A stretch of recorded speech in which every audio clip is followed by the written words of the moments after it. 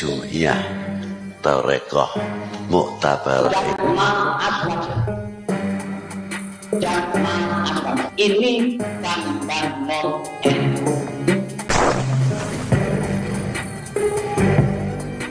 Sahabat Puja Sumatera, tampaknya kita kembali disuguhi dagelan baru dari golongan sekte Ba'alawi. Kali ini bukan sekadar polemik nasab, makam keramat palsu, atau kehebatan leluhur sekte ini, tapi justru dagelan kelembagaan yang mengatasnamakan tarekat, mengaku mu'tabaro, namun sejarah berdirinya saja tak mereka sentuh. Fakta membuktikan banyak warisan leluhur Nusantara yang mereka palsukan, seperti makam leluhur, masjid, nasab, nama bandara, nama jalan, nama pejuang, sampai asal-usul STNK, SIM, surat nikah, dan banyak lagi yang mereka klaim hasil dari jerih payah pemikiran sekte Ba'alawi ini. Apakah di tempat kalian ada sesuatu yang mereka klaim dan diakui milik Ba'alawi? Silahkan tulis di komentar. Semenjak Jatman dipegang Habib Lutfi, sejarah pendirinya berbeda. Semenjak dipegang Lutfi, istilah Mustafat diganti Majelis Ifta. Biar pun tak tentang Pekalongan. Tolong ini jangan dirubah. Peninggalan Kiai Muslih Mustafat sudah tepat. Jangan dikasih Majelis Ifta. Majelis Ifta itu ranahnya fuqaha, bukan sufi. Sufi itu faidul barokat itu. Wa'diwal irsyad sufi itu. Setiap muktamar, orang-orangnya Habib Lutfi diingatkan untuk mengembalikan sejarah, nggak pernah mau. Sahabat Puja Sumatera, sejarah bersih ini dicemari oleh satu babak gelap. Saat seorang Habib dari sekte Ba'alawi imigran yang mengaku cucu Rasulullah tiba-tiba mengambil alih tampuk Jatman. Dialah Habib Lutfi bin Yahya, sosok yang membungkus diri dengan aura mistik, karisma bijak teatrikal, dan pujian tak rasional dari para muhibbin. Dari situlah mulai muncul bau tak sedap spiritual yang tercium oleh sesepuh Nahdlatul Ulama. Panggung tarekat berubah jadi panggung kekuasaan dan kepalsuan. Dan ketika Kongres ke-13 Jatman di Boyolali memutuskan untuk memberhentikannya, bukannya menerima dengan legowo, ia malah membalas dengan membentuk tandingan, Jatma. Sahabat Puja Sumatera, inilah yang kami sebut sebagai anak haram spiritual.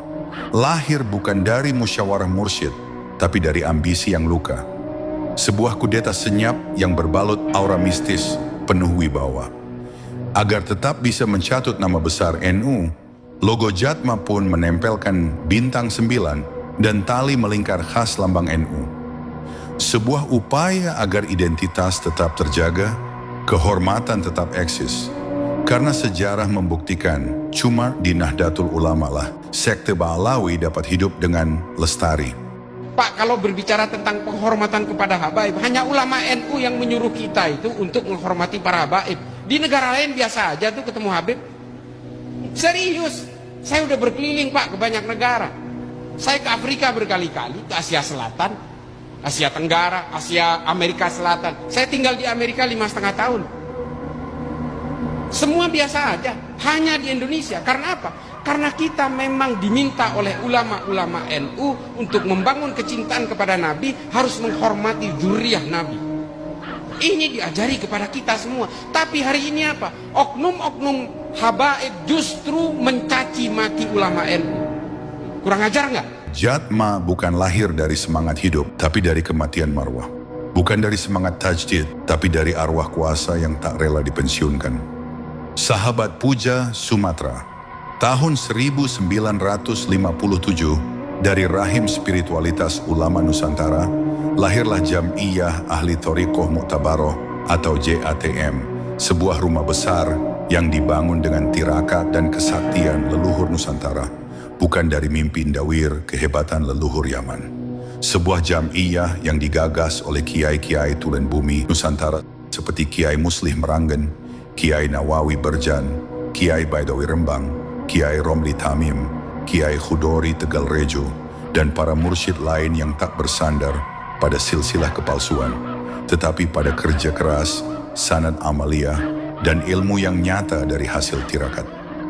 Jatman adalah buah dari kerja keras, dari langkah Kiai Wahab Hasbullah yang mempersatukan para mursyid yang saling bertikai, rihlah ruhani para ulama yang ingin meredam konflik antar tarekat yang bertikai di wilayah Cirebon, Jawa Tengah, dan Jawa Timur. Sahabat Puja Sumatra, jadi intinya, tidak ada satupun sekte Ba'alawi yang tercatat dalam sejarah berdirinya Jatman. Tidak ada satupun peran Alawiyin dalam penyatuan tarekat di tubuh NU.